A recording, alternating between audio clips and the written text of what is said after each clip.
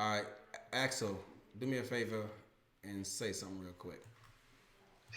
I'll say something real quick. Uh, that's it. I hope that was quick enough and something enough. I'll say something. Does he come in There we smooth? go. You Yeah, good? that's Yeah, it. it's good. Let's rock it. All right, All hold right. on. There we go. You good?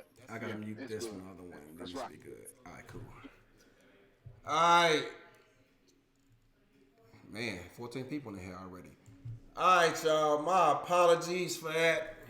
Johnny, my bad, bro. They couldn't hear nothing you said. Well, they could hear, but it was real faint, bro. I'm gonna let you come on real quick and say something. You can just kind of. I'm not gonna ask you the question. You can just kind of repeat some of the answers I gave you. Maybe even give a condensed version of it because I want to get the show rolling. But and I see you, Roberto. I'm gonna leave you down there for just stay in the lobby, okay? But Reno, go ahead and give us a snapshot of what you was talking about a minute ago. No worries, man. So I started off with, I appreciate you having me on the show. We briefly talked about, how the season's gone so far, getting our first win. Obviously, where we're at. I don't think it's where we expected to be. Um, but regardless, we've had fun doing it. We got a couple wins. Last week was a great win, great comeback win. I feel like, as a team, we deserved it. Um, we've been working hard all season, so I was glad to get the W last week. Um, I'm trying to remember all what we talked about, but again, I think you talked about getting drafted. Yeah. A couple teams that I talked to were the only two teams that really needed quarterbacks this last draft. Looking forward to this, next season, depending on expansion, could get a little interesting, but regardless, went through the draft experience. I enjoyed it. Fort Worth, they did trade up a spot to get me. They embraced, who I am and what I can bring to the table. So I'm glad to be here.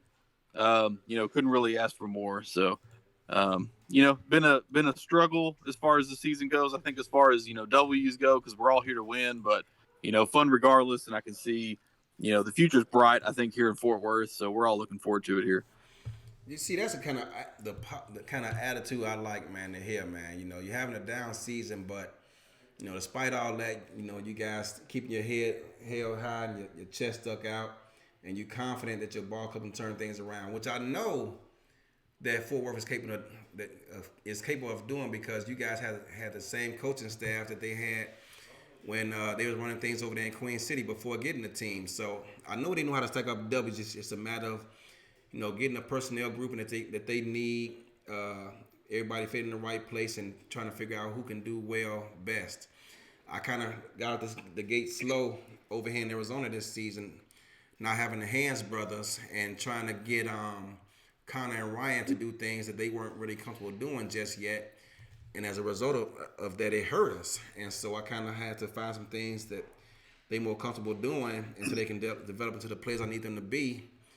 And hopefully I can, kind of get the ship uprighted and get some wins together to make a playoff push. So we'll see. And I'm sure if I can do it, then you guys over there, Stephen Hacker and company can get that done too. So keep the faith, man. And I'm sure as long as they, stick to the grind and keep hustling, man, they'll be just fine, man.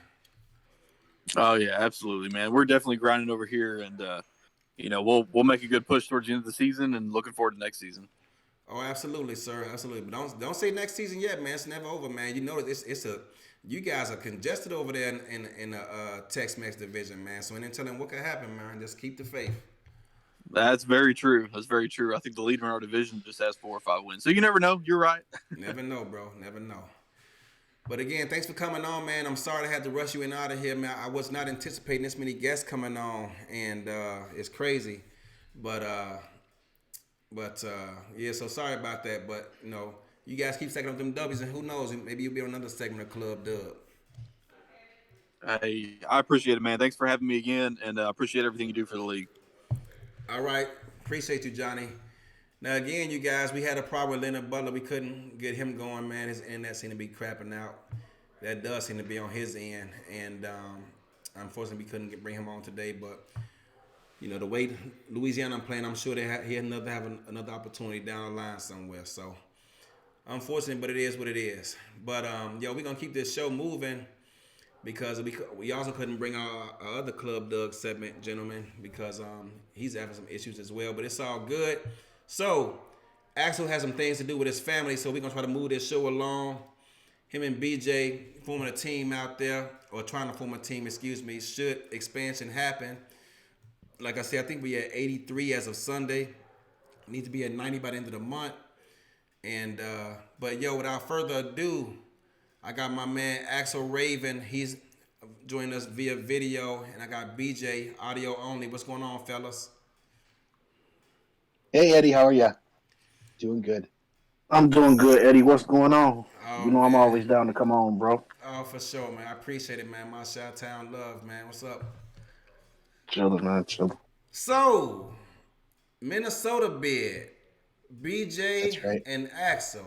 Tell me, how did this bond come together? What happened to get you guys to decide to form up and team up together and try to, you know, get a bid, you know, together as a group? Sure. So, I've been working on a concept of my own, knowing that the expansion at some point, whether that was this season, 3 seasons from now, whatever, wanting to eventually make that move, not knowing it was going to come as soon as this season. So I've been working on something specifically for wanting to do a Minnesota bid, just because that's where I'm from. Lived here for the last 2 decades, grew up right across the border, like literally the a mile on the other side of the border on Wisconsin. But building this up and then in talking with, I reached out. I wanted to make sure that I was doing the right things and reached out and shared my intentions with Liam, Hammer, and Optimus on San Diego to let them know that, hey, you might be hearing things about me putting together a bid and things. And Optimus said you should. What I would suggest is start reaching out to the owners and start networking with them. So I was reaching out to, Gerald down in Louisiana, reached out to TJ over at Baltimore. And there's actually TJ who's like, what would really help is if you partnered up with somebody. And hey, I know BJ is interested in doing an ownership type of gig because he had done one, another bid of, a couple seasons ago for, I think it was 15 or 16. And so I reached out to BJ, and it's sort of, kismet. It's really sparked off. I didn't know. I knew BJ. I know. I'm talking with you, Eddie, from back when I was in the minor league. You were really supportive of me. I'd been looking at BJ, his build. We had connected on a variety of different things on his transition over to QCC and things.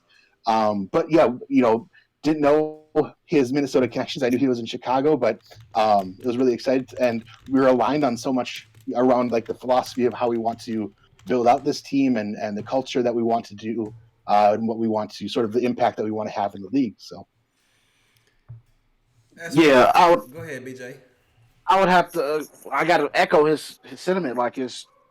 I was, of course, thinking about doing the bid again, but I wanted something new, and I couldn't really pull my thoughts together on what I wanted to do. And then I was like, partnership could definitely be an option, and Axel kind of just fell in my lap, kind of, and he kind of sold me on the whole Minnesota thing, especially with me having connections and having lived up there for the better half of back and forth for about 8 years or so. So, and it just our philosophies just came together. One question before I go on is: would you guys anticipate playing indoors in a dome or outdoors? Outdoors in the element, baby. There you go. that's right. That's right. Good old outdoor stadium. Yeah. Yeah. Outdoors. I was wondering about that, man, because if you'd have said a dome stadium, I might have just voted no right then and there. No. Winter season, we got to have 8 straight snow games in the wintertime. There you go. It get cold in the mug up. I thought Chicago was cold, man. Minnesota, it get Surprisingly, having to live in both environments, it's not as cold, and there's just a lot of snow. It's colder in Chicago. Man, it's brick up there in Minnesota, bro. It's brick up there. Man, they don't have the wind chill we got, man. It's worse here. Yeah, you bro. might be right about the wind chill. It's had the lake effect or other things going on down there. All right, so for those who haven't seen the website or browsed through it, I put the link in the channel so you guys can check it out if you choose to. But I will read one thing that they shared with me. They said the team will be the Minnesota Legend, having to do with urban legend Sasquatch sightings in central and northern Minnesota, even 15 miles away from where I live, and Elk River with beer. I'm not sure if I'm pronouncing that right, Axel. Elk River, Minnesota. Okay, there we Go go. Elks. Okay. So our logo is a Sasquatch with strong use of a rich forest green to capture the Minnesota habitat of the said Sasquatch. That richness is balanced through the use of monochromatic palette, bringing a greater emphasis to the green. So I checked out and I should have doggone took a picture of this and put it in the server. I apologize, y'all. But you guys can, if you guys are interested, you can check it out and listen to it for yourself. But yeah, so I'm not gonna lie, Axel and BJ, I was impressed with the interview you guys had with me. You know, I reached out, said I want to talk to you guys, and you guys reached out and talked to me, and I can't lie, man. It's an impressive bid, man, and it's gonna be really interesting to see how all this shakes out with people who I'm anticipating to apply for ownership. And I think you guys, you know, put up a strong bid here from what I've seen on the website and from what we talked about, man. It's just gonna be really interesting. So tell me, you know, you guys are need to sell yourselves here this off season when you're having these conversations with owners. So tell those who are listening, why does Minnesota have a leg up on the competition? Why should we choose you guys? Well, you know, I think our goal, our intention for the team is not just like, oh, we have this great concept for, you know, a great logo, or we want to have it on our hometown or whatever. I think really the thing that we want to shine through is more of the team culture and the intention we have with how we want to build like a team centered around learning and promotion and expansion of the knowledge that so much of the leaders and the upper echelon coaches and owners and people who've been here for so long have.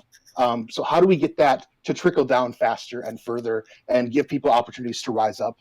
So really being an advocate for the next generation of the SFL leaders, come, 3, 5, 10 seasons from now. So that, regardless of the location, regardless of logos and colors, and that kind of thing, I think that's the thing that I really would want people to take away from personally. Yeah, putting an emphasis on teaching the next crop of GMs, the next crop of scouts, and putting teams together in a learning tree kind of, skill tree kind of thing with the next generation of talent that come in SFL for years to come. That's what we're basing the structure of our team structure on.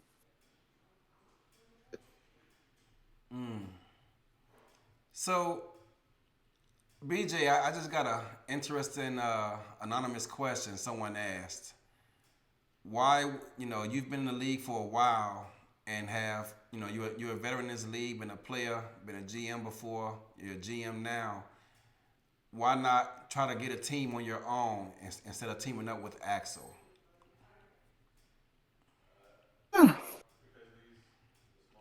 That's a good question. I thought about it. It could be done, but like I said, I'm down for helping out the next man and giving up. Axel may need that boost, and my veteran with his knowledge and his willingness to want to move forward and grow things in the league fit with mine. So why not? Two minds are better than one. So you guys, told me in your conversations that should you guys win an expansion bid, it's basically going to be split 50-50. Is that correct? Yep. So another question: did you guys settle on Minnesota together? you know, was it a talk like, well, I'm from Chicago, I'm from Minnesota, somebody got to make a decision? How did that work out? How did you guys end up choosing Minnesota? Axel led with Minnesota, and I agreed to Minnesota because I have healthy ties to Minnesota. So it wasn't like, oh, I need this to be in Chicago, or oh, he needs it to be in Minnesota. I was like, well, I have. Had it been like in Albuquerque somewhere or East Bumble, whatever, New Jersey, then I probably had an argument. But with me having such healthy ties to Minnesota, it was like, all right, I can get with that. I'm go ahead. And yeah, like I was saying before too, that it's for me, it's less of the location than it is the type of team that I want to be able to create, carving out a little space to be able to do, create this kind of thing that we want to be able to instill in the league. And so again, if there were, roadblocks on either side, we would have had a longer conversation about it. But again, like BJ said, I led with the idea, the concept that I was playing with, and that I was there, and it was interesting to find out that BJ has direct ties to the smaller town, a town of 20,000, not third tier, fourth tier, suburb of the Twin Cities, like direct ties to the town that I live in. So Elks. Exactly. So it felt really good. Like there wasn't a lot of discussion because it just seemed natural, if that makes sense. And that's kind of what I was getting to also, the fact that, BJ has ties, and I didn't even know that until today, that BJ has ties up in Minnesota. I had no idea. I learned something new about that brother every day. So I think that helps make the decision easier. The fact that, it'd be one thing if both of you guys had ties to both cities, but the fact that BJ has ties to Minnesota makes it, an easier conversation to have. Oh, definitely. And I mean, there it isn't like it was just a perfect slate across the board, because we've had numerous conversations about branding and things of that nature and team concepts and which way we wanted to go. So I mean, it wasn't just like, oh, we settle here, and that's it. There's been healthy conversation on how things are going and what direction we want to go with things. So there you have it. So another question, with you guys splitting ownership 50-50, what if there's a vote coming up on an important topic that's being discussed, and you guys don't see eye to eye? Axel may see it one way, BJ sees it another way. And with you guys having, 50-50 ownership, only one of you can vote. Actually, that's the case for every team. Every team can only have one vote. So if you guys disagree wholeheartedly, how do you guys plan on making that decision on which way that vote's going to go? I'd say, we're both very good collaborators. We're both good at hearing each other out or hearing other, holding two different concepts in our minds, at the same time, kind of thing. So I think it would be, if either of us are strongly, directed towards a certain direction for a voter or a topic or something, it would be up to us to share it and try to convince if the other is not at that same shared mindset, and just sort of trying to understand each other's point of view and, leading with the best of intentions and, not saying that one person would steamroll the other or anything like that, but it'd be, there might be concessions that are made and understanding, well, if I'm not as passionate about this, even though I might have a different direction of where I might vote or something, if I'm not as passionate and the other person is, I'm going to trust the other person as well, that if that's, and hear them out and move in that direction, if that makes sense. Really quick. Eddie, let Art know to send you that question he just asked, because I want to touch on that later after Chad and Adam talk about that. But as far as me and Axel go on the differences and the similarities of rule changes and things that go on in the owner's room and that towards our vote, we're very compromising. Both of us are very compromising. We don't settle one way or another. It looks like we're going to at least weigh the pros and cons of every vote. And I think he's reasonable and I'm reasonable myself. So it's like Yeah. I don't expect much infighting, if that makes sense. So, find ways to overcome that. So, Yeah. So Art Vanderlei wanted to know, was Optimus pissed when he found out that Axel was applying for ownership? And Art, he actually answered that earlier in the interview process, in which Optimus gave him his blessing to apply for a team. What about you, BJ? How did that work out with you? Eric was totally fine with with me pursuing an ownership team. He backed me just as much as you did when I applied the first time. So it wasn't so much of that, but I will touch on that topic once Chad and Adam get their spiel on their bid. I'll say that for the end of the show. Oh, okay, that's what's up. That's what's up. All right, y'all. So let's say, for example, let's just say, hypothetically speaking, it's time to vote. You guys are like politicians. We at the midnight hour. Almost all the votes are counted. It's a few stragglers who rushing to the polls, just got off work late, didn't get there in time, and they rush and get their vote, but they kind of undecided. They kind of independent. They're not quite blue, they're not quite red, but they're independent.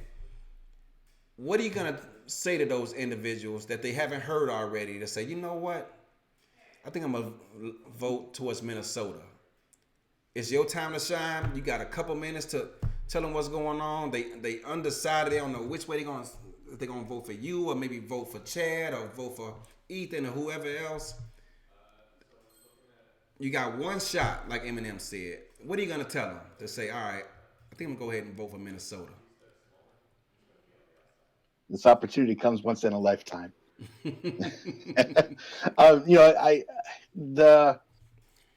Let's see. I mean, it's a tough question to ask, or to answer. For much is given, much is required, bro. Exactly. After rise to the challenge. Um, you know, BJ, and he can talk further about this too. One thing that I totally respect about him, what I think that from his point of view brings to this, is just the level of quality and experience of building teams and successful teams, and gathering that the skills and the people that are needed to be involved in networking and bringing that together.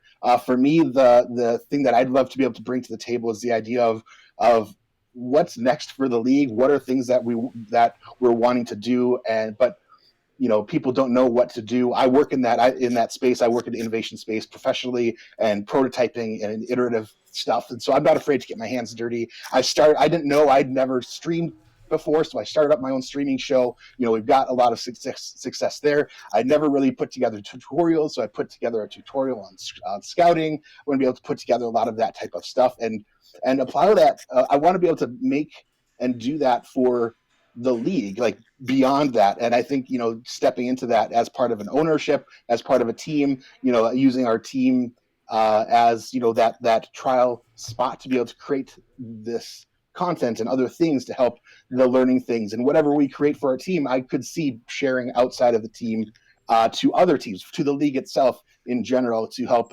bridge that gap for those coming in, and really give back to the league, and learn from others around. I'm not afraid to ask the stupid questions. I know I don't have the experience that BJ, that Chad, that Adam have coming into this. But I'm not afraid to ask the stupid questions. I want to learn. I'm hungry to do that, and I hope that passion comes through. So, BJ, I mean, Chad if I was a voting member, he just blew me away with what he said. But we are trying to create a progressive environment in general. Simple as put, it's about evolving the incoming guys, the future of the league, and we want to be a staple of that progression of who knows what, how they know it, and how fast they learn it, and that's what Minnesota's trying to bring to the table. BJ, should you guys win that expansion bid, are you going to retire your player? I would be open to it. I'm just curious. I was just curious. I'd be open to it if the rule came up tomorrow and said everybody over 7 seasons has to retire and start over. I'll 7 give it up. seasons. Dang, that ain't enough, bro. Unfortunately I think it's only 10 of you I think that have been here over 7 seasons. I mean over 10 seasons. Yeah. So yeah, if it came to that point, I wouldn't want to retire it, but if it became a rule, I wouldn't cry at night about it. I would welcome that spot be put forward to the next BJ Lovelace, the next Joey Tropicana, the next Jared Crow, the next Slim Shady. Okay, I'm gonna make a statement and then I'll give you guys the floor before I bring in the next crew. I know Axel has to go and tend to some things. BJ, you say you want to stick around and get some stuff off your chest. I'm gonna let you do that. Here are what I would say about you guys teaming up. Axel, I think it was a brilliant move for you to bring on someone because, like I told you when you left Sioux Falls,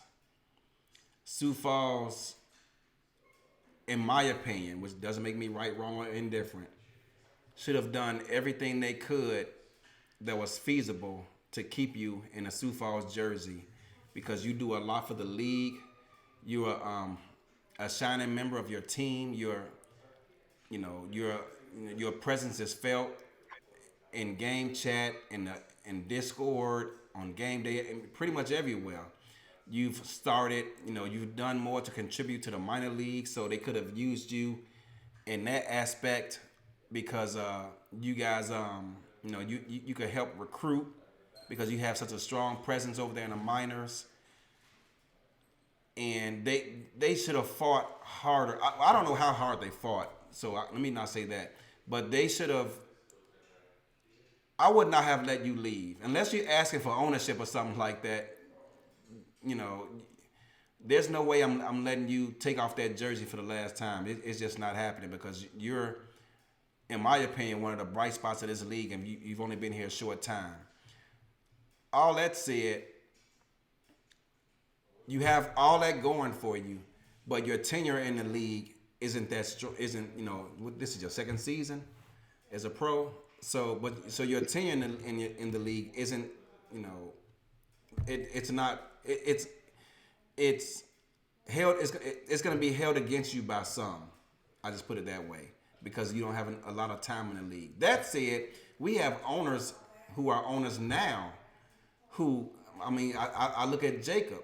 Jacob was in the league for 5.5 minutes, and he's an owner. Allen, former owner of Charleston and Indy, he was a doggone scout for all the 3 games, it seems like, and he became an owner. So I'm not saying it's not possible. I'm just saying it could be looked at as a hindrance. So the fact that you brought on BJ, who has been in the leagues, I think since season, when did you get here, BJ? Season 11, before season 11. Okay, yeah, season 11. There you go.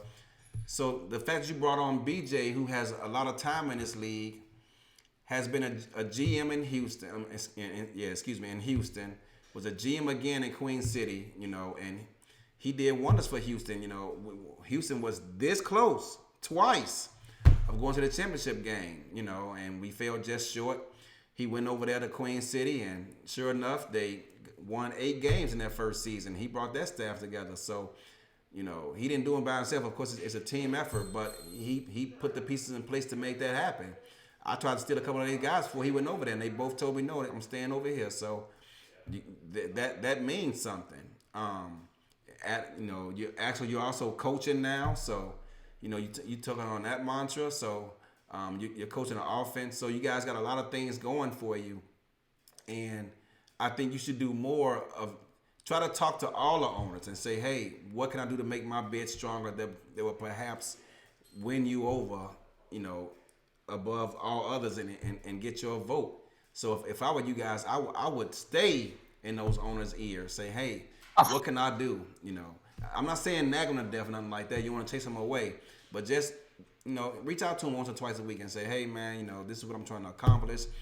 What do you think of my location? What do you think of my jerseys? What do you think of my word mark? What do you think of the website? What do you think of our vision? What do you think of our culture? This is what we're trying to do. Do all those things, and it will strengthen your case of why you should win a bid. And I wish you guys nothing but success. Good luck. But before I let you guys go, Axel, is there anything you want to say before you get up out of here? I just thank you all for the both the support, the advice, if anybody has any other advice, we have open ears. Again, not to say that we will 100% take everything people tell us, but it's all something that we'll consider. We want to be as strong as we can, right? So I just appreciate everybody taking the time to show your support to both us, the other teams that are out for a bid. Do your due diligence and things. I want the right teams to be picked, and if the owners decide it's not us, then that's okay. But I want it to be us as part of that. So thanks. Yeah. Go ahead, Axel is an extremely thorough human being. I think he's checked boxes and checked them twice and checked them a third time as far as what processes we need to take to get in touch with owners and things we need to do. So that is the least of my worries in this situation. And we thank you for the support and the platform to get the opening portion of our bid out to the world and the masses of the SFL. So, and we thank you all. So there it is. All right, well, Axel, I'm going to go ahead and wish you farewell and good luck, brother. And BJ, I know you said you wanted to get something off your chest later, so. Well, I'm going to say it. Oh, you want to say it now? No, I'm gonna let Chad, okay, and Adam, and have their floor, and then I'll get back to that. Oh, that's what's up, man. All right, man. Well, in that case, Axel, man, it's a pleasure having you, brother, and you're welcome back at any time, my man. Thanks so much, Eddie, and thanks everybody. Absolutely. All right, Ax. All right, you guys, that was the Minnesota bid. Axel and BJ stating their case of why they think they should be considered for ownership coming this next go round, and I wish them nothing but the best. Moving forward, I have Adam Wiseman and Chad Rowland. They're putting a bid together to try and get a team in the Indianapolis area, and we'll see how that works out for them. Yo, what's going on, Chad? How you doing tonight, man? How you doing, Adam? I'm good, man. About yourself?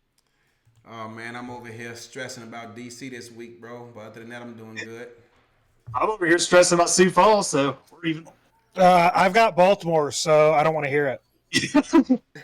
Yeah, he may have the worst part of it. Well, you almost beat them last time, man. They threw like 5 picks, I think. How many picks did you force them to throw that game? I think it was 5, and they still dropped 40 on me. Dang, that's tough, bro. God. Any pointers to let me know? I'm the only one that's beat him in 2 seasons. Yeah, well. That's true. Stay tuned to week 11. We'll see if we can change that. Yeah, there you go. But, yo, let's talk about this, man. I did not see this move coming, bro. So, I mean, I knew Chad had desires of becoming an owner because I've talked to him a few times in the past about it. I did not know that about Adam. But you guys are both from Indy, so it made like a good fit for you guys along with some other reasons. But let's go ahead and talk about that. I mean, I know why or how it came about from talking to Chad in the past, but go ahead and tell those who listening how you guys formed up and decided to team up and try to get ownership. Yeah, so the Indianapolis bid. I've had this going for a while. I was actually going to put in for the bid, when the last time expansion opened, but decided that I needed a little bit more experience in the coaching world before I did that.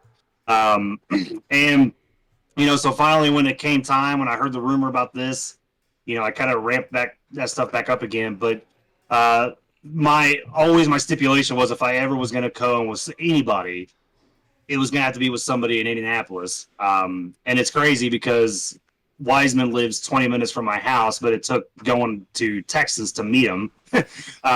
But once we did, man, we had a conversation there about the possibility of teaming up, and then eventually I hit him up here, recently, and asked what it was going to take to, get him over here with me, and he was excited to jump on board, and it's been great ever since. Indianapolis. So that'll be just thinking out loud. Indianapolis, potentially Minnesota, potentially St. Louis. I wonder if Cam will revamp the divisions, and then maybe probably Tulsa, maybe.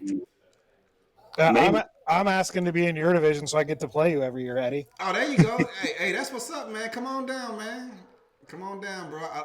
Bro, I back down from no challenge, bro. I look forward to it. In fact, I'm hoping you lose to Baltimore for two reasons. One, because you're in my division, so I want you to lose. And two, because I want them to be undefeated when they play me, so I can be the first one to hopefully knock them off. So I hopefully, man, you forget to take something out the playbook, so make sure you double and triple check it. But knowing you probably submitted it already, and not so much good luck this weekend. Eddie, you could always move the Scorpions back to Chicago, and we could have SFL Midwest. Oh, there you go. There we go. I like this idea. It's funny you say that because I was sitting there thinking out loud, and I put a poll in my locker room saying, "Yo, what y'all think about if I rebranded to Chicago?"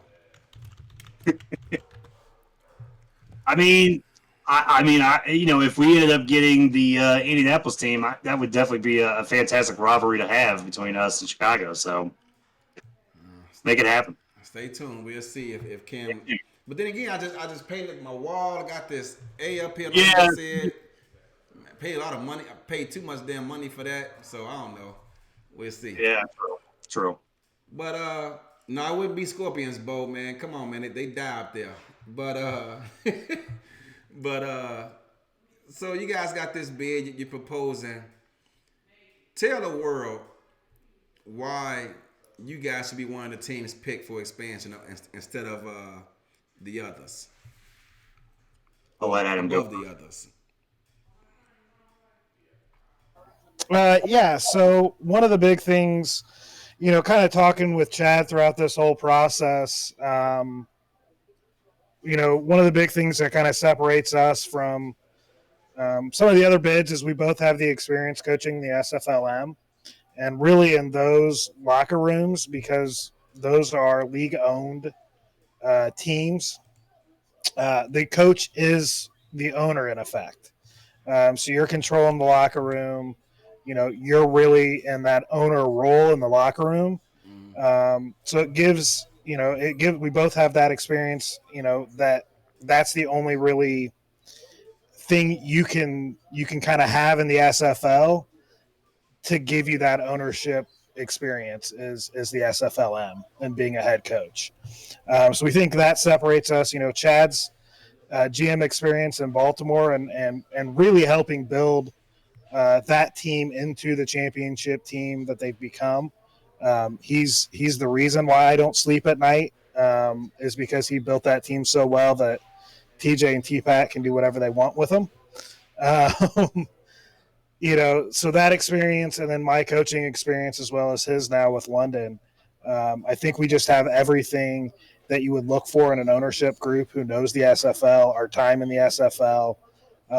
We want to see the league advance and take those next steps to getting our own game,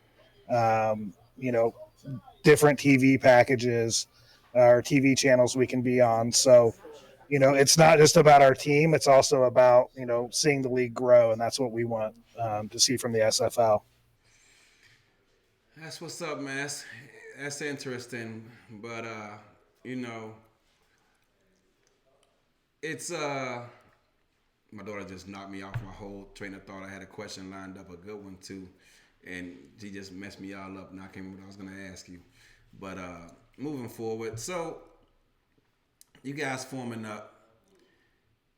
You got Chad over here selling water to a whale, convincing somehow receivers to leave a team that was this close to about a minute and a half away from beating Baltimore in the semifinals. How he does that, I have no idea. Move from a number 1 to a number 3, and you got you over there with your coaching experience, learning up under Jeremy. It's you guys got a lot going for you, for yourself. You put a strong case together, and I think I don't know how many owners you guys talked to already, or if you talked to any, or so I'm gonna ask you: have you guys reached out to any owners yet, and got their thoughts about you guys teaming up? So to answer that question, I've actually reached out to every owner in the SFL. To let them know that this bid was coming and that I would be sending them the presentation that I got built up for this. Once I get it all finalized and done, I'm about 99% done with it. Just got to change a couple things, but sending that off, and I open up my DMs and open up. I had a great conversation the other day with Jacob from Portland, and had a couple conversations with some other people about things. And so yeah, I mean, Adam and I have both done our due diligence by reaching out to every owner and letting them know, like, hey, if you have any questions, our DMs are open, our phones are open. Anybody wants to have a chat and talk about the plan and what we want to do here in Indianapolis, they're open for everybody. So this bid, is it going to be? How's the ownership going to be split up? So with this ownership, as I explained in the announcement, this is going to be a 50-50 split, right? So we're going to be splitting up the duties. The GM side of it, the team building side of it, I'll be running that part of it, and then the coaching side of things, Adam's going to be running that part of it. So every duty that is associated with all these SFL franchises, everybody, duties that we will have. Is split down the middle. We have an even number of duties. So with what, the way that we have this planned out, we want to build a world-class organization on and off the field. And I think with me and Adam doing this together, I think we're going to be able to accomplish that. And, and make this a place to grow and make it a place to teach, right? Because both of us, as Adam alluded to before, we were both former SFLM head coaches, right? I was a former SFLM head coach in Lexington. He was in Birmingham. And one of the things that we want to do is give back to this, not only give back to the league, but give back to the community as well. And, and bringing people in to be, coaches and coordinators and scouts and front office roles. I mean, that's the ultimate goal, right? We want to pass what we have learned on from Jeremy Vega, who's one of the best to do it, right, when it comes to Denver and everything he's done. And then obviously stuff that I've learned from T-Pat and T-Pat and TJ, and obviously stuff I've learned from Liam as well. We want to pass that on to the next generation. So, like I said, to answer your question originally, everything's split down the middle, 50-50. So I'm going to ask you the same thing I just asked them, so you should have an answer ready for me. There's a vote coming up in the offseason. You guys are split on it 50-50, can't decide how you're going to go. And your vote is going to decide which way that vote sways, because you guys are the deciding factor. He feels polar opposite of the way you do about it. How do you guys come to a decision? So, I mean, I don't think me and Chad, getting to know Chad, and we don't differ on a lot of things. So I don't think that's going to honestly be a big issue where we're going to differ on something. But if it does come up, we'll obviously talk about it, and then we'll make whatever the best decision for the Indianapolis Ramblers and for the SFL. We're not going to, try to do anything to, give us an advantage over anybody. We want to see the league grow. And I think we both share the same vision in that, to where I don't see that being an issue. Yeah. I mean, just to echo what he's saying, I don't see an issue with that being either, because me and Adam have had a lot of conversations about what we've both vision as seeing this league grow and seeing which way we want to go with that. And, we've pretty much been in agreement on everything. But if push comes to shove, I mean, we can always go to the Indianapolis Motor Speedway, the racing capital of the world, and we could just do a foot race from turn 4 on down to the yard of bricks. We'll see who wins. Yeah, I'll just let you make that decision then. So what he's saying, Adam, is your 40 time is not impressive. Nope. Not even. You want to watch a slow race. You want to watch. It's not going to be the tortoise versus the hare. It's just the tortoise versus the tortoise. Come on down to Indy and watch us run. I got you. So, Adam, Chad, this is for both of you guys. Should you guys get ownership, do you have any plans on retiring your player? I plan on keeping my player at least for a few more seasons. But if, kind of the same thing as what BJ said earlier, if they come out with a rule that says, hey, you can only have like one owner player per team, and Chad wants to keep his player, like I'm more than fine, retiring my player at this point.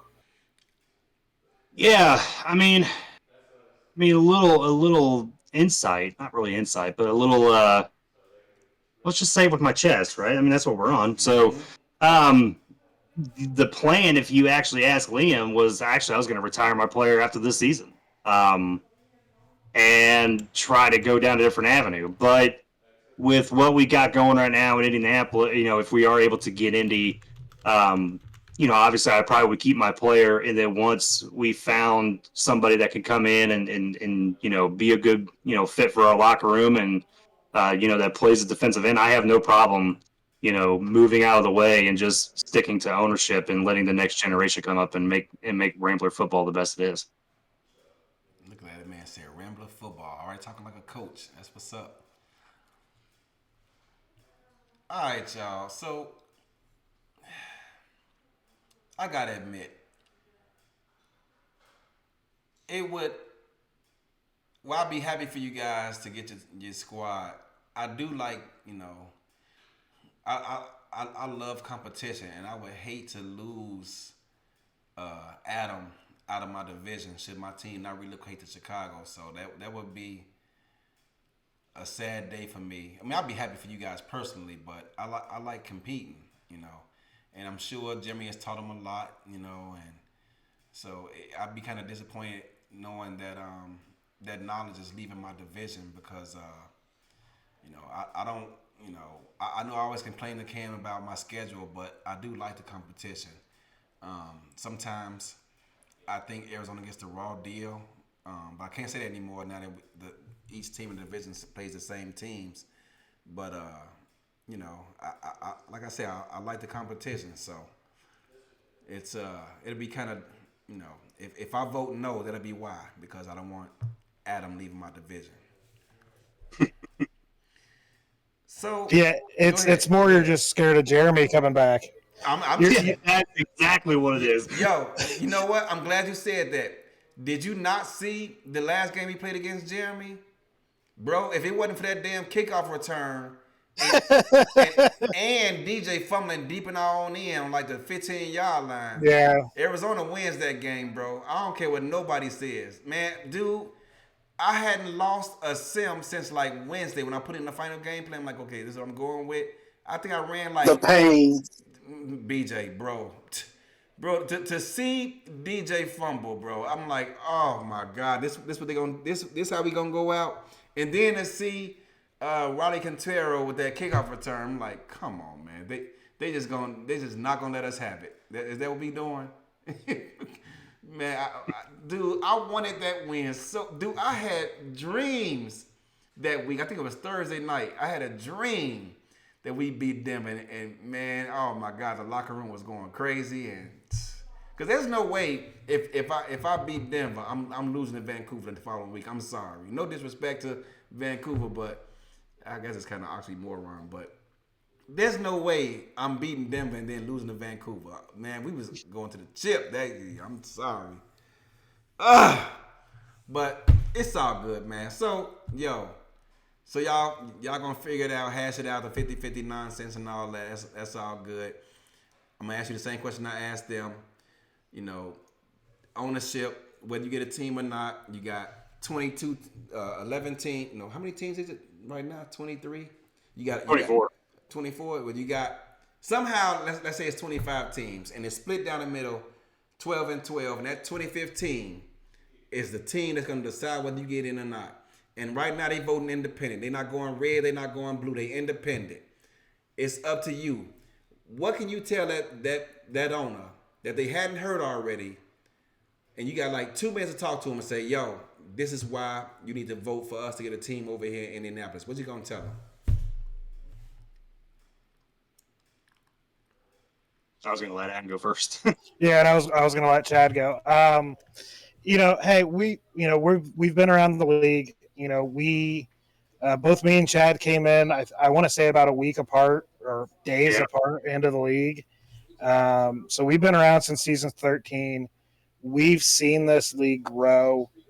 We want the same things that all the owners want, to where we want to push the SFL to the next level. Regardless, because all these bids are going to be good. We're all going to have different cities. We're all going to have different color schemes on our uniforms. Like all that stuff in the grand scheme of things isn't going to matter as much as the people. And you have two guys who've been in the league for a while now who have committed to the league, have done coaching, GM, who have shown that they are, wanting to take the league to the next level. So that's why I think we're the best fit for ownership. Yeah, I mean pretty much what he said, it kind of nails it on the head, right? I mean, myself and Adam have been around since season 13. I know that some people, may have more experience, longer time as a player, and everything else, but in a short time span that me and Adam have both been in the league, the teams that we've been on have been improved, right? Obviously Birmingham and the SFLN was a damn good SFLN team. I was able to. Baltimore already had a lot of great pieces in place. I was just able to help bring some more in that helped put them over the top. Coming into London, they were not in the best position, and then was able to turn that around and really make them into a franchise that people didn't just dog on the entire time. And I think with the opportunity that we have to be able to build a roster from scratch is a dream of mine. And the fact that, being able to do it here with all the other great owners is, I'm honored to, if I would even get a part of that, right? I would just be so honored to take that, and would not take it lightly. I would take it very seriously and show the league why they made the best decision to bring in or let Indianapolis have a team. That's what's up, man. Well, I'll tell you, I kind of sign off the same way I did with BJ and Axel. Both of you guys, your strengths is the fact that Chad, in my opinion, like I said a million times before, is one of the better GMs in the entire SFL. I actually won Chad too. Nothing personal, but True. Chad, man, he a dog, man. He finds a way to get people to sign with his teams, man. And I think that can't be, that's without question. Chad, in my opinion, is one of the best GMs, and he's proven it not just one season, but multiple seasons, bringing in talent, getting guys to sign with a team when, at a time when London didn't really have an identity, and, they had just lost coaches and they weren't winning games, and he comes over there, and very next season he's convincing people to sign with him. You got that says a lot, convincing Fox to leave a team that was close to the championship game, a minute and a half away, as their number one, playing the X to go over there and play the Z as a slot receiver. That says a lot. I love to be in those meetings to see what the hell he's telling folks. I don't know if he's giving them cash, sending them cash, money to do a cash app or what, but he doing something right over there, man, and that you can't ignore that. And now he's been coaching the past couple of seasons too, so he helped bring London to their first playoff appearance in franchise history. Yep. That speaks a lot. That says a lot. Then you got Adam over here. He's been learning up under Jeremy, and someone sent me a DM saying, "Hey, he's learned up under Jeremy, but so did Jacob, and look where it's got him." Well, yeah, that may be true, but he's winning more games, and right now Denver is leading the West temporarily. Yep. but they're leading the West right now, you know, and that says a lot. You know, he learned a lot from. I'm sure Jeremy.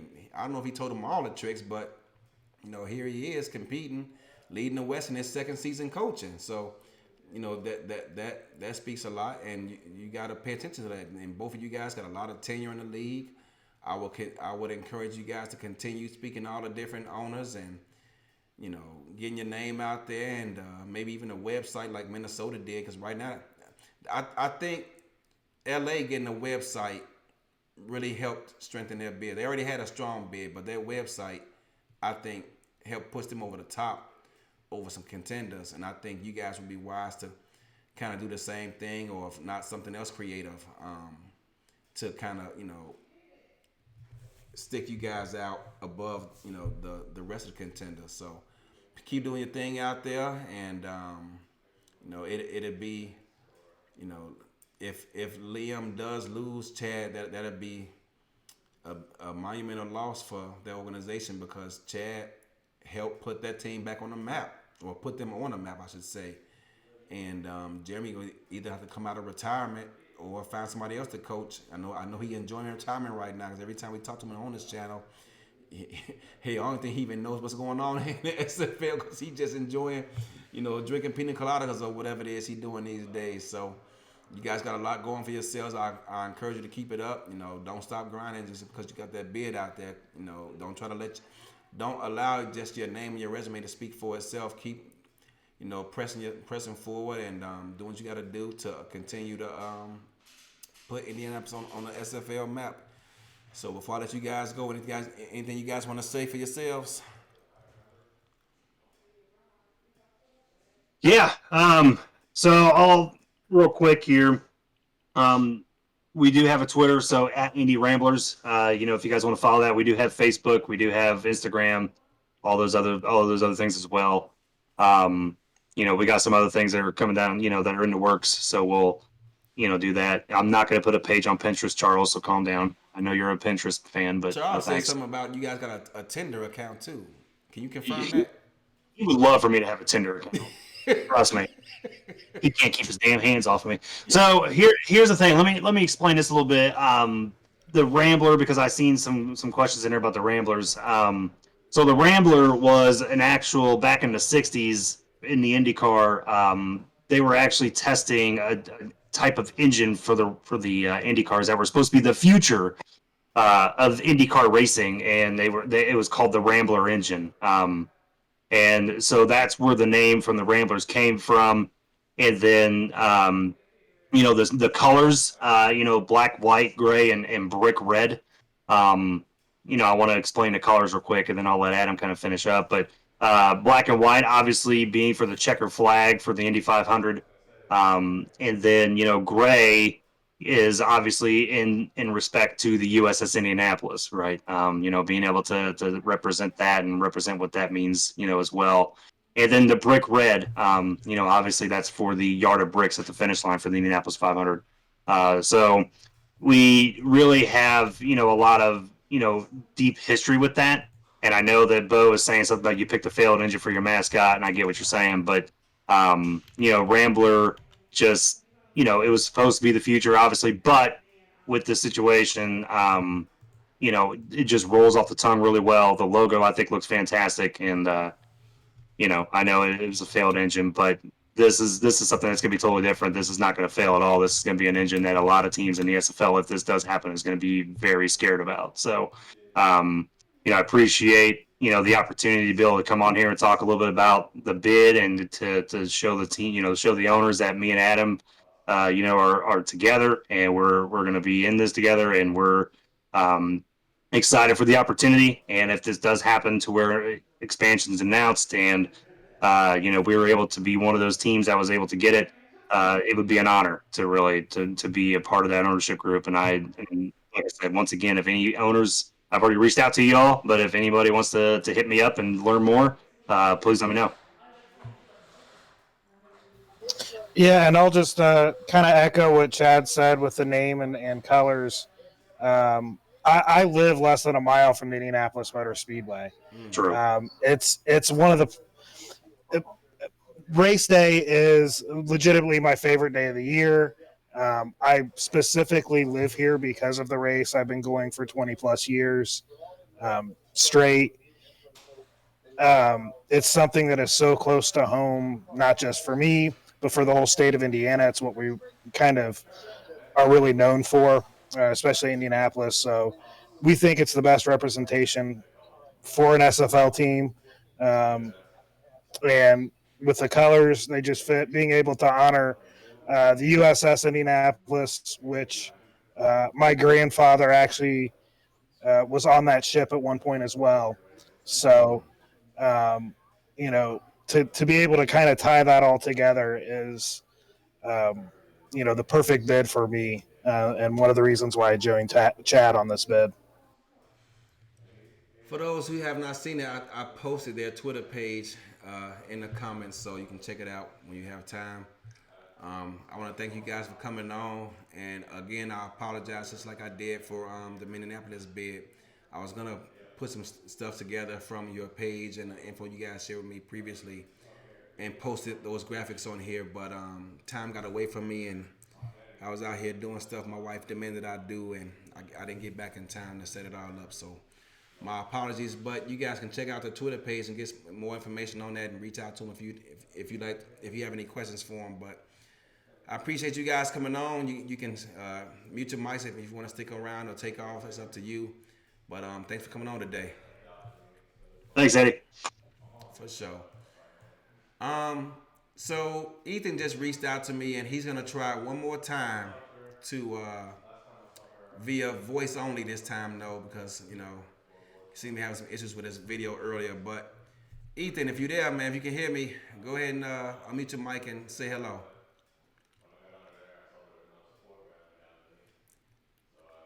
And right on cue, he either stepped away from his mic or can't get it together. I'm not sure. But before I let you guys go, a former player from St. Louis, reached out to me in a DM a moment ago, and he wants to come over here and say something in regards to his present team as well as his current team. So without further ado, I want to introduce to you guys Tony Roberto. Hopefully I'm pronouncing his name right. I'm going to go ahead and move you up, bro, and unmute your mic and speak to the audience, bro. What you got to say? Man, you coming in all muffled, bro. Try that one more time. Yeah, it sound like you far away from your phone or something. Okay, take your time.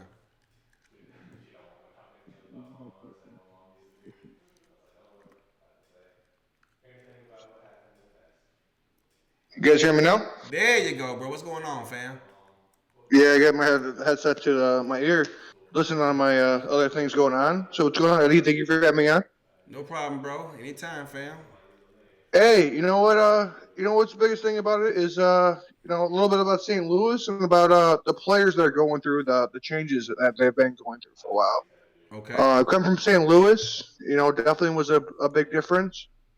I had Colin and Dwayne were amazing over there, and we started building something really good over there at one point, and especially with expansion teams. I got Johnny next to me too right now in London, and no offense to London at all, but the London code I follow, and this playoff season will 100% be the playoff season for us.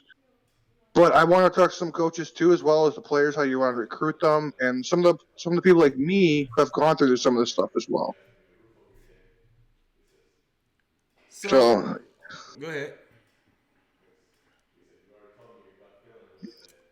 So you hear me? Yeah, I can hear you. So I got a question. So were you surprised when St. Louis announced that their two guys in their front office staff, one of them being a co-owner, along with Carol Martinez, were retiring from the SFL at the end of this season? Were you surprised at all? You know what? Here's the thing about it. when I was part of that team, I came in season 15. I was drafted before the SFML was even a part of the thing. Right. So I came in with Johnny and I came with Mark, and I was the third draft pick in that situation. And Johnny left, and me and Mark stood that team together. I'm like, you know what? We're not going anywhere. We're gonna do our best thing. And now that said, even Nicholas over there, really good people, really good people. I have nothing to say about anyone that's going through the process they're going through. When Eagle and Gerald took over, and let's not be towards anything weird, but they really took over the team. They had ownership, and then now they're gone. That just changed a whole different perspective of how I felt about St. Louis. But I still have a heart in St. Louis, to be honest with you. I was really upset with the way Eagle and Nick and Gerald like took over and they just let me go. And like you were talking about this earlier, Eddie, it was the fact that like, yo, try free agency. When I even asked that, they dropped me in 3 minutes. And I went to free agency, and I had a lot of. Hold on. Say that one more time. I didn't hear you clearly. Say that one more time. That last sentence. So when I tried to do a free agency, they just dropped me in 3 minutes. I'm like, can I just like see if there's something out there? Because like you're not playing, so just can I? Like I asked them, can I try free agency? They're like, no, you're done. You're out the team. You're done. And it bothered me, but the callers before us too, the people we're talking to as well, especially these new teams. I mean, I was a captain for 2 years there. I was really trying to figure out what was going on in the team and trying to like be there for them. And they just dropped me in a second. So that said, I talked to pretty much everyone in this league. I had phone calls every time for those situations. So free agency is not so scary as you would think it would be. I don't imagine. I think it actually would be the opposite. I think it'd be an exciting time to see. It is. It is. Because being a captain and leading the locker room is more than, just being a player in the field. But I build up your attributes correctly, and you learn to be a player in this league. Just adding animation sometimes does not work out completely the right way. Did St. Louis tell you why they were cutting you when they did? Did they explain to you why you got cut? What's even crazier? When I went to free agency, most people already seen the chats, and they saw through the chats with certain teams. They already seen my chats, and they called me first. They're like, "All right, we saw your chats. Like, you want to play for us?" Like instantly, they called me. Kind of those things like, "What's going on here, man?" And they're like I have like an hour conversation with half these teams. Fort Worth, Dave Axis. I had a bunch of teams that were looking at me. I had some bad attributes at times, but I'm building up my time now. So it's definitely different though. Free agency is not scary, but for the teams that are building now, there's certain players out there, expansion teams that they're gonna be available. I live by the London code though. I'm not going anywhere with London, or I'm not talking bad about anything like chat or that. But some of these players that are out there and they keep changing teams, that you definitely there's certain good players in those teams, are good players in the seasons that got to pay attention to. What do you say about the process of you when you were a free agent? What made you choose London over other potential teams? Was it the way they courted you? Was it the front office? Was it the coaching staff? What on London sold you to sign with them above the other teams who went after you? I gave 100% to Chad Rowland, 100% Chad, because it was like a being a GM on this market, like where this guy brought in Mike St. Green, brought me in, brought Wyo in, and then we talk about like social media, like we were talking about earlier with the website. It's the fact that like they London was the first one to put out that signing show. They really showed up and like, let's all get everyone on the phone, video time, do all that stuff. So they sold me on London for sure. 100% they sold me on London. So did you just say that London also had a video chat with you too? We remember the signing video we did? Yeah. So that was huge. But the way he brought free agents, Chad Rowland brought in a lot of free agents. 100%. That signing year, that was a big year for all of us. 100% big year for all of us. So he just got all of us together, and Mike St. Green and everyone just, Johnny coming in, like, it was a big sign. Like, hey, it's like being LeBron, to a point. Like, yeah, let's just like the best team we could do right now. So it kind of made sense, to a point where it's going on. But and then we're going through this again. Like, like I would hate to lose Chad Rowland, 100%. I would hate to, but at the end of the day, building this team in London or building this team wherever we want to go is. It's one of those things I'm going back through again with, like, like I felt like St. Louis is going through. It's like, dude, Cairo was one of my top friends over there. Zach Holdoff was another friend of mine had over there. I think he's in another expansion team he started like a year or two ago. He calls me all the time, stuff like that. But keeping the friends that you build with, and then that Christian coming out and saying, I want to try new teams, that's okay to do as a player. When you're going through that stuff in St. Louis, you're like, dude, I have their backs no matter what it is, and Dwayne and Colin, dude, I have nothing but good things to say about them, and Nick too. Nick's amazing defensive coordinator, like, so it just sucks that these players got to go through the same thing I went through before. I think it's unfortunate that St. Louis has to go through that. I think it's also unfortunate the timing of it. I get that perhaps Gerald Cairo and hope I'm saying his name right, Cairo Martinez. Yeah. And those guys. I'm hoping that the reason they did it is because they wanted to give St. Louis the opportunity, the time to find their replacements, especially with them being front office and co-owners and stuff like that. It's. Well, and I told you before, like, I live by the London Code. This season's not over, but even with Chad, jumping, like, he's not jumping. He made it known to our team that he's in the drive for an expansion team as well. And I have most respect for him as well. But it's kind of the same kind of thing. In case we lose Chad, he's given us time to find coaches and find new things in our lives as well. In case that were to occur, So. No, I just want to talk about like St. Louis. I feel bad for those guys over there. I wish I played them every year because I have that little like thing in my butt that I want to beat their ass because coming back and being a good player. But we'll see what happens, And like you said, this league is growing, and I think this is like the best thing we can do is just take it one day at a time, see what happens, and stay together as players and stay together as coaches. That's what's up, man. Well, I thank you for coming on and clearing it up and giving us all a little bit more, of a backspin of why perhaps all that may have went down the way it did. And you're welcome back at any time. But before I let you go, you know the deal, man. Is there anything you want to get off your chest? Yeah. Look at my attributes. Look at my attributes, boys. As a linebacker, I'm out there. I'm not adding anything, animations. Look at me. But you know what? I'm a team player, and this is a team league. I will lead by example. I'll lead by locker rooms. But I'm proud to be an SFL member. I'll tell you that much right now. That's what's up, man. It's all good, man. It's all a learning experience and all I about appreciate progression. it. You got it, bro. All right, brother. I appreciate you having over, man. Hey, if you ever get a team in Chicago, let me know. Hey, I got you, bro. Stay tuned. Hey, I'm right down the street from you, bro. I got you, my guy. Hey, where you at? Dude, I'm right next to Johnny over here, bro. What do you mean? We're right. Oh, we're that's right. So you in what, Elmhurst or something like that? No, I moved out a little bit closer to the city now, bro. But yeah, no, dude. I get whatever you want. Hot dogs, whatever. With Portillo's, I got today. So boy, yeah. Cellos, bro. Oh. I always got you, my guy. Though I appreciate you having me on, bro. I definitely had some Portillo's today, man. Oh man.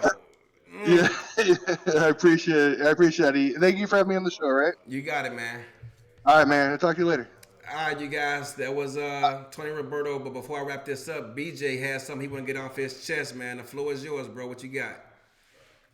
Yeah, man. And pertains to Art's question earlier on, with guys putting their position in for bids and expansion, and whether it's coming this off season or next off season, we haven't got a solid word on that.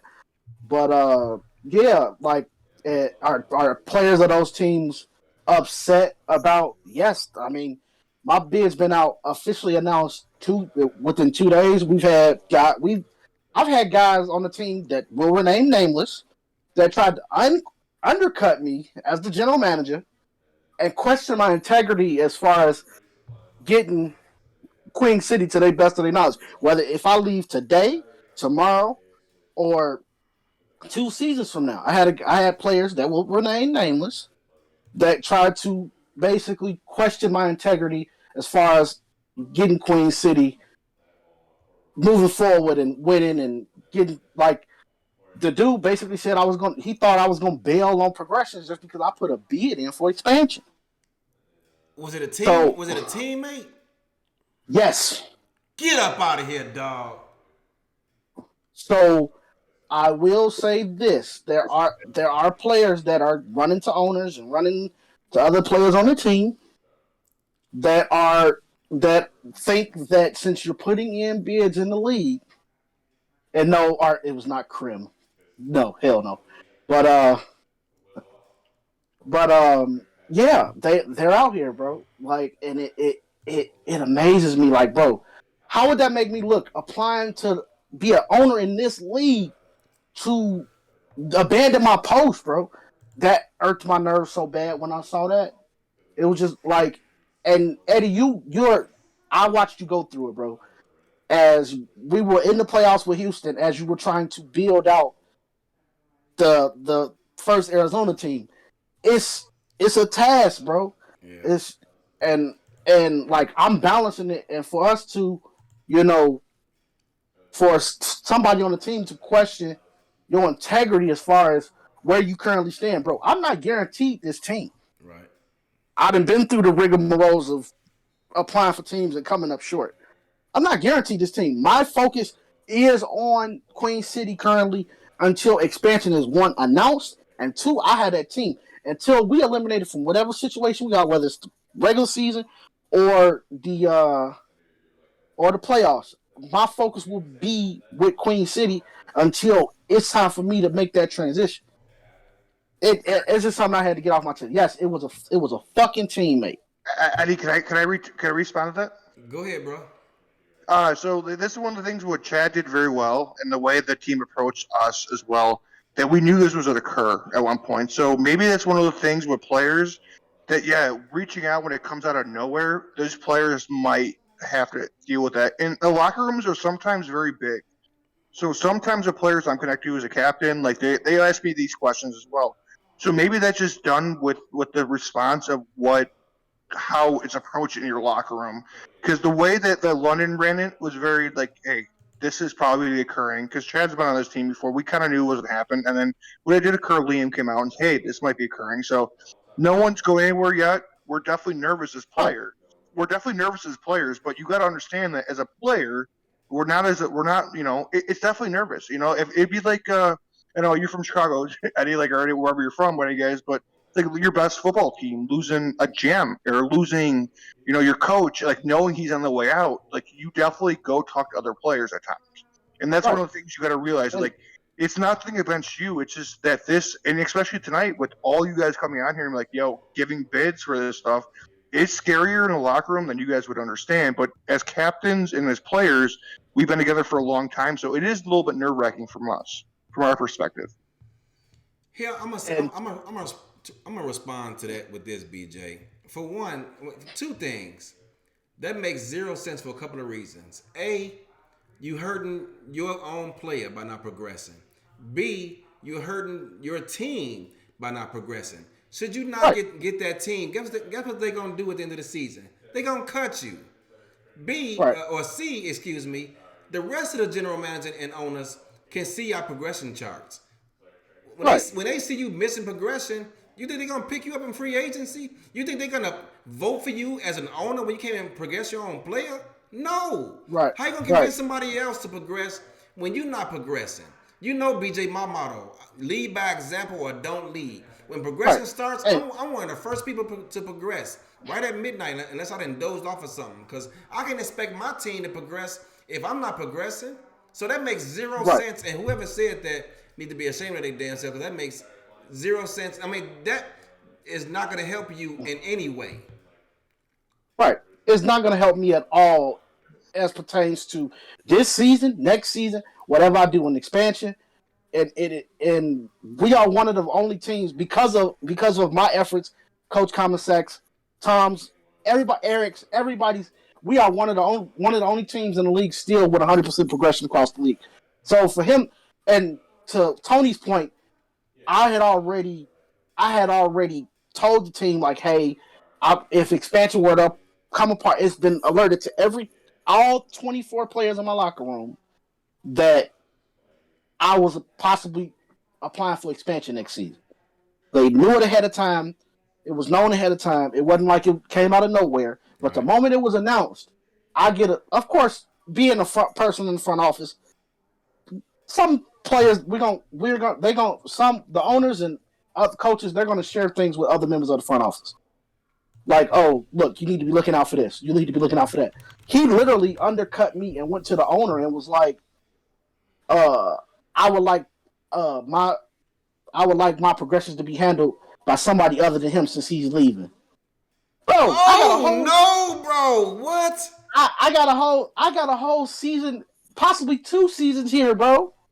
Do you though? Do you really have 2 seasons? You might be gone after the season. If you get the bid, you might be gone though. Bro, that's fine. First of all, I'm not leaving until we either get eliminated from the playoffs. At this very moment, it's speculation, bro. At this very moment, Cam at this moment has only announced that it's possible in season 20. We have another season and a half to go. I'm still building for next season. I'm still building for this season. And if he wasn't, and I see people say he'd be cut. If he wasn't a part of the plan and what I'm trying to execute, and thankfully he hasn't missed progressions at this point, but if he wasn't a part of the plan and the vision we trying to push in Queen City, he'd have been cut yesterday. I would have went with a common player. Facts, bro. Facts. Dude, that's borderline a mouth shot, dog, at the convention, man. For real. I'm just gonna say it, bro. Come on, man. No, man, you don't do that's dirty, fam. I'm sorry. Yeah. Let me. I want to chime in on this. Now that this is fun to chime in on. First off, I mean, if people think that BJ is like that, they're out of their minds, right? I mean, BJ is one of the better GMs in this league, right? I mean, he's dedicated, bleeding green right now with Queen City, and for somebody to think that is crazy. The second thing is kind of like what BJ alluded to is, a lot of us GMs have conversations, about, the possibility of, okay, this player does this player does that. I mean, we all talk, right? So doing something like that to where you're undercutting ownership, I mean, that would be cut in my mind. I mean, look at what I did as soon as I came to London. I mean, I haven't even put my clothes in the fucking closet yet, and I already cut Zach Turner. So it's just one of those things that you just can't do, right? I mean, just fucking stupid in my mind. But the thing is, I haven't had a player miss progression since fucking Chris Dodd back in Baltimore in season 15, right? And as a GM, that's what you're supposed to do. You're supposed to do a damn good job of being able to get your players to progress and this and that. And ask Tony. I mean, he'll tell you. I mean, I'm annoying as shit when it comes to between Saturday and Tuesday, right? Making sure that I'm with you. I'm in the locker room every day with you. You're like, yo, yeah, he knows I'm annoying as shit. So but Tony's one of them guys I don't have to worry about when it comes to progression, right? And really, nobody in London I have to worry about because we always hit our target. But and not to cut you off, Chad, but the unusual thing about it is he's one of the first people to progress. He's one of the first people out there, but he went to ownership saying, "Oh, since he has a bid out there, I don't want him handling my progression anymore." Damn. Yeah. That's just insane. Yeah, right? that's something you need to figure out yourself. That's something. Yeah, that's something that. There's something more to that. There's something more to that, BJ. I don't know. I don't know if he's trying to play me against my coworkers or he's trying to take my spot. But there's other things where you could never do that until I'm out of here. But at the same time, you gotta let me know who that is, so I make it a point to never recruit that dude. Yeah, exactly. Good point. So I mean, here's the thing too. Like, I mean, Liam and I have had many conversations about this. Liam's known that, like for me, for example, like when expansion did come the next time that I would be putting in for, he's known for 3 seasons now. And with like, that would be like somebody as if going to Liam and saying the same thing. And that would never happen. Right. And it's just people like that, man, that's just bogus. And all it is just, just simply announcing, like Ethan's just saying, his intentions to place a bid if expansion happens. And we are still committed, like Adam is still 100% committed to Denver. I am still 100% committed to London. And when that time comes, we know that in London too. Like, yeah, and if that time comes and we get expansion, then that's great. Then we'll move on and we'll do our thing. But until then, I'm still sitting here simming every fucking day, bleeding for the Knights, right? And just like Adam, bleeding for the Nightwings, BJ bleeding for the Corsairs. I mean, it's just stupid for somebody to sit there and think, oh, I'm going to go to Eric and tell him I want you to handle my progression plan because this guy's thinking about leaving. Like that just pisses me off, man. All right. I have no idea why someone wouldn't want BJ progressing that player. This dude has built up Everett Garrison to be defensive rookie of the year. Aiden Davis was he was close. I think he finished like second or third in voting for defensive rookie of the year. And God knows whoever else in that damn tree that BJ has helped. Cody Griffin. Yeah, there you go.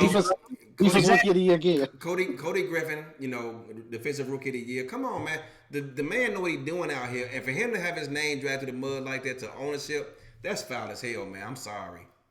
I mean, look at that's what I'm saying. Like, that's how you know a good GM, right? Look at what the GM has done with progression building wise. I mean, not picking on Tony because I don't pick on Tony, but Tony was a defensive end that converted over to linebacker when he came to London. The build wasn't great. He'll admit that. And we've got him up playing really well right now. I mean, 2 weeks ago against Vegas or last week against Vegas, he stuffed the shit out of Scott Johnson to win the game for us, right? I'm only 9 points away, I think, from pretty much all max on my primaries. Yeah. And so that's the thing with Eddie though that I believe in Eddie. Like I don't have any alienation, so like building your player correctly, I think is the biggest thing you could do in this league. Just I'm going to tell exactly. Here's the thing too. I'll tell you this right now. I've been in this league since season 13. Yes, I took an 8-week hiatus because I was stupid as shit back in season 15. I just now added my first ever animation. Right, exactly. And so, and I've tried to build this up, but then, like, when you look at like my path, for example, right? I took a build that nobody wanted. The build that said, "Oh yeah, you can't have a quarterback like Johnny Pickler that can throw. He's not going to throw. All he does is hand the ball off. He's just a handoff running or a quarterback, whatever. It's Reggie Streeter. Look what the fuck he's doing. Past 3 seasons, right? So or 2 seasons in London. So it's just people that go and do that type of shit, man. Is just insane. Well, you find your salary cap in a bad place, and you find yourself in a bad situation. And then when it comes to signing players, you find yourself in that situation. Like drop animations, do this stuff, and it's not going to work out in the league for you. Yeah, BJ in my mind is one of the better GMs in this entire league. I mean, for sure. Just stupid that somebody would even be saying that. It's just I feel sorry for you, BJ, but yeah, tell me who the fuck that is so I can avoid it. Yeah, it just irked me because he questioned my integrity as far as whether I was going to move forward and keep Queen City on the winning path. This is a vision between everybody in my front office. Correct. It's something everybody agreed to when we interviewed them, when we drafted them, when we signed them. It's the same vision. It don't change whether I'm running the ship, Eric running the ship, Tom running the ship, whoever running the ship. It's a part of what our original plan was when we put this front office together. And we've told everybody that. And as a player, the reason I talked to Eddie tonight is, as a player, I fought through London Code. Chad has made this team what it is, and that's why I wanted to jump on with Eddie tonight. It's just like understand what you guys are going through as far as coaches and owners and jumping these things. But my loyalty's in London right now, and I will always be in London. If Chad goes and do something better, good for Chad. But you know what? I'm always going to be for London Code, and I'm always going to stay here with the players that I have here. Like going back to St. Louis, this happened before, and Johnny actually did it when Gerald was there. He took all those players of my first season, and everyone went to with Gerald in Louisiana. So as far as a player's perspective is the reason I wanted to jump on this phone call, just because of player perspective. It's kind of nerve wracking as a player, but as a guy who's been in the league for 5 years now, I just want you guys as owners to understand that this is kind of a thing that players do think about. You know, I'm not progressing. I'm not doing anything like that, but it is definitely different, you know, for sure. BJ, I'm sorry you had to go through that, fam. It's unfortunate because, like Chad said, man, I echo his comments. You are one of the better GMs in this league, and it's not just because you play for me, man. It's what I've seen you do. It's the patience that you take building players up the right way instead of just rushing to put animations on them like you see so many people do. And Yeah. it takes patience to do that. It takes seeing the long term goals of a player's performance and not just the short term, you know, goals of the team, man. So to see that, bro, man. Good luck. It's the same thing what you were talking about the other day about like your retirement players when Johnny came on. You know, like you have primary, pretty much, you're all primers are maxed up, and they just add animations or lose animations. At times, it's easy to do that, but to build your player correctly is the thing that I think this league, most people don't understand to a point. Yep. But listen, I'm going to wrap this show up. But before I do, Ethan Kai tried to come on today and talk about his Seattle Nemesis squad. He's going to apply for us should the league choose to expand. So he wants to release a statement. And he's basically apologizing for not being able to make it to the show due to technical difficulties he's had. But if you have any questions about him, his franchise, or you know his ownership bid, please feel free to reach out to him via DM. And he'd be happy to talk to anyone about it. And again, he's just sorry that he couldn't make it on. I did see some of his concepts of what he's trying to do out there. It's I think it's his third time around applying for a team. But I think he has a stronger case this time. He's got more coaching experience under this belt. He's got a championship that he won over there in the minors this past season, and he's paid a lot of dues. And I wish all these guys nothing but the best of luck. And unfortunately, there can only be so many winners. Someone's not going to win out. Someone's going to be disappointed, but that does not mean give up. Just keep grinding, man. Keep coming out here putting in work, and eventually one day your work and your perseverance cannot be ignored, and you will get the call to join that illustrious ownership group. I want to thank everybody for coming on today, tonight, or whenever you decide to watch. And, sorry for the technical difficulties I had earlier today. That's on me. But, y'all could have been anywhere else in the world. But like Jay-Z said, y'all chose to be here with me. And with that, I appreciate that, y'all. Arizona, I love every last mother and one of y'all. We got a tough game this weekend coming up against DC. They lost a couple of straight, so I'm sure they're making some wholesale changes on defense and offense. I don't have a clue what's coming, but hopefully, we walk out on top. I don't care if we win by 1, if we win by 30. Only stat that matters is the win.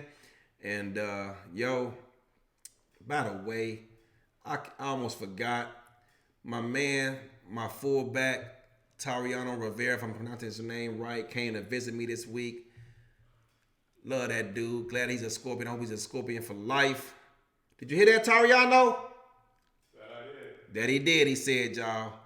But Arizona, I love every last one of y'all. Thanks for coming on the show tonight, y'all. And until the next one, I'm out, Good y'all. luck to everyone. Good luck to everyone this week, guys. Good luck, everybody, except for DC. I'm out.